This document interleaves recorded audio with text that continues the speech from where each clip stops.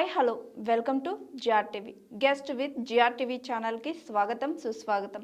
ఈరోజు మన ముందున్న గెస్ట్ నవసంఘ సమితి ఆల్ ఇండియా కోఆర్డినేటర్ అయిన మధుసూదన్ గారు మన ముందున్నారు. హాయ్ సార్, నమస్తే. నమస్తే అమ్మా. ఎలా ఉన్నారు సార్? బాగున్నామా సార్, ఈ నవ సంఘర్షణ సమితి అంటే ఏమిటి, దీని ద్వారా మీరు ఏం చేయబోతారు సార్? నమస్తే అండి. నవ సంఘర్షణ సమితి అనేది మన డిసెంబర్ 12వ తారీఖు నాడు ఏర్పడింది. నవ సంఘర్షణ అంటే కొత్త రకమైన పోరాట పద్ధతి.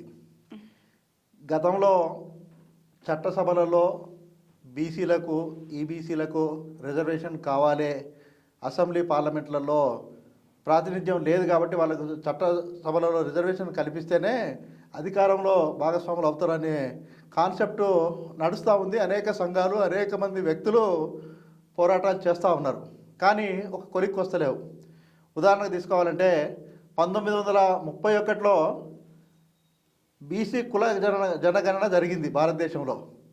బ్రిటిష్ వాళ్ళ కంటే ముందు, అంటే బ్రిటిష్ వాళ్ళు ఉన్నప్పుడు జరిగింది. కానీ స్వాతంత్రం వచ్చిన తర్వాత ఇవాళ కుక్కలు ఎన్ని ఉన్నాయి, చెట్లు ఎన్ని ఉన్నాయి, పిల్లులు ఎన్ని ఉన్నాయి, నక్కలు ఎన్ని ఉన్నాయి, ఈ గణన జరుగుతుంది. కానీ బీసీలు ఎంతమంది ఉన్నాయని చెప్పడానికి ప్రభుత్వాలు సిద్ధంగా లేవు.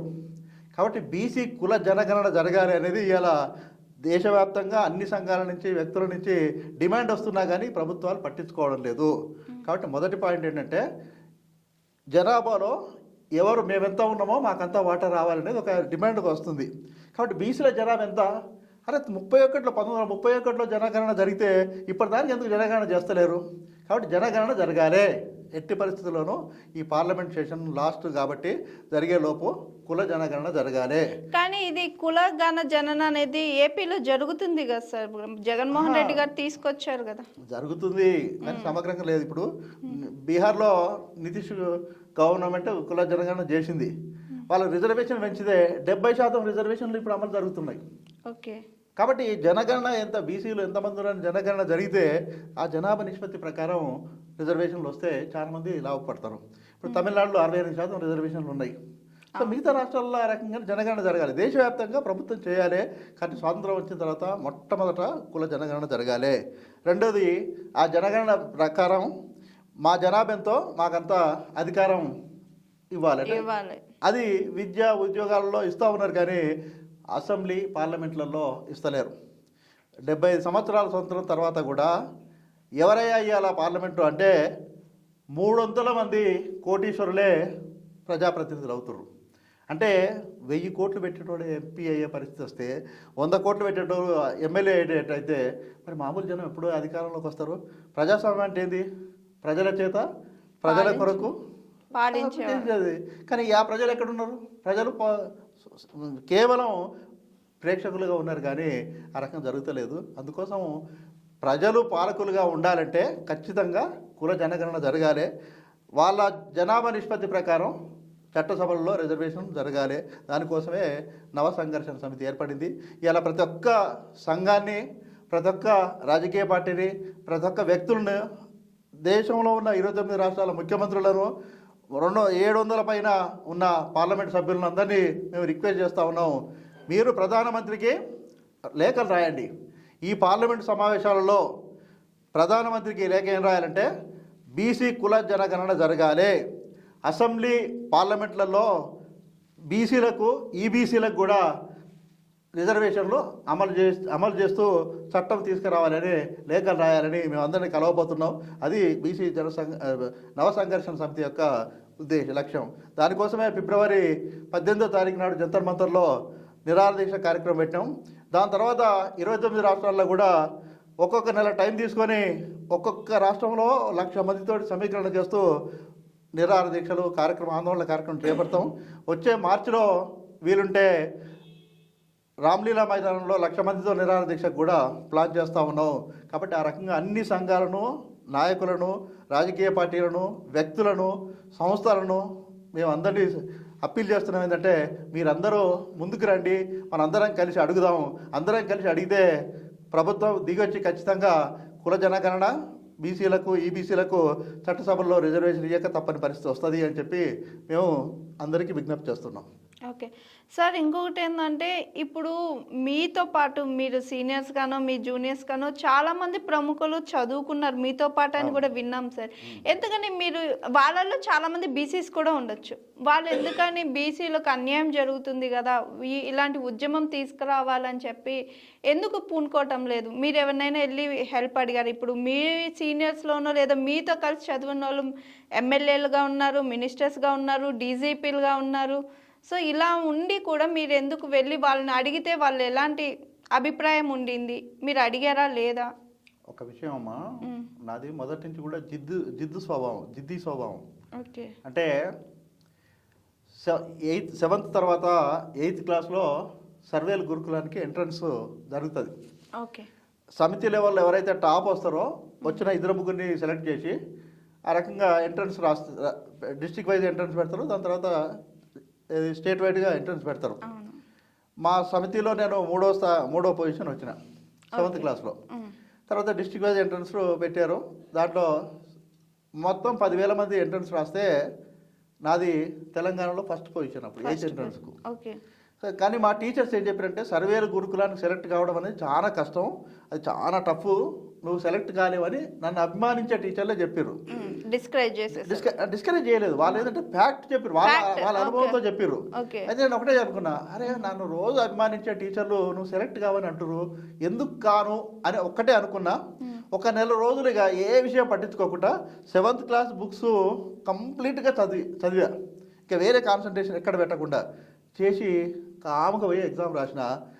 తీరా రిజల్ట్ వస్తే మీరు నమ్మరు, 10,000 మంది రాసిన ఎంట్రన్స్లో టాప్లో నేనే ఉన్నా. టాప్ ఫస్ట్ వచ్చారు. 200కు 151.5 మార్కులు వచ్చింది నాకు. ఓకే. హైయెస్ట్ నాదే. కానీ అరే ఎట్లా వచ్చింది అంటే మరి టీచర్స్ నీ బెస్ట్ వెల్ విషర్సే టీచర్సే కూడా అన్నారు కదా, నువ్వు సెలెక్ట్ కాలేవు, ఇంత టఫ్ ఉంటుంది అని. అంటే ఎందుకంటే మనలో కాన్ఫిడెన్స్ ఉంటే ఏదైనా సాధించగలుగుతాం అనే దానికి చిన్నప్పటి నుంచి అది ఉదాహరణ.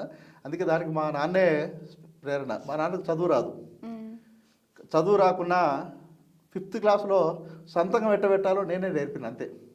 కానీ ఆయన ఒకటే అన్నాడు, నిన్ను నువ్వు నమ్ముకో, దాన్ని నమ్ముకుంటే ఖచ్చితంగా జయిస్తామని అన్నాడు.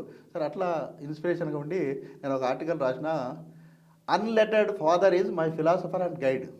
రేపు జనవరి 7వ తారీఖు నాడు ఆయన 2016లో చనిపోయిన రోజు. Unlettered father is philosopher and guide. ఇవాళ రేపు ఏంటంటే చదువుకున్న తల్లిదండ్రులే గొప్పగా చెప్పుకుంటారు, కానీ చదువురాని మా తండ్రి నా ఫిలాసఫర్ అండ్ గైడ్ అని చెప్పగలిగే ధైర్యం 3 పేజీల ఆర్టికల్ కావాలంటే పంపుతారు. సరే చెప్తున్నా.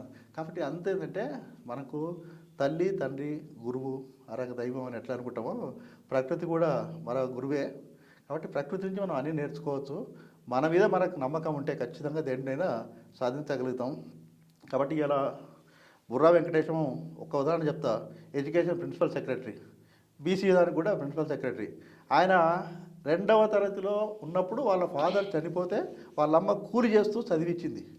ఓబుల కేశవపురం గౌడు కూలి చేస్తూ చదివిస్తే తర్వాత తను ట్యూషన్లు చెప్పుకుంటూ ఇంటర్మీడియట్ చదువుకుంటూ పాలిటెక్నిక్లో మాతో పాటు చదువుకుంటూ ఓపెన్ యూనివర్సిటీ డిగ్రీ చేసి 3rd అటెంప్ట్లో ఐఏఎస్ స్టేట్ టాపర్కి వచ్చిండు. జనరల్గా ఒక బీసీ ఐఏఎస్లో టాపర్కి వచ్చిన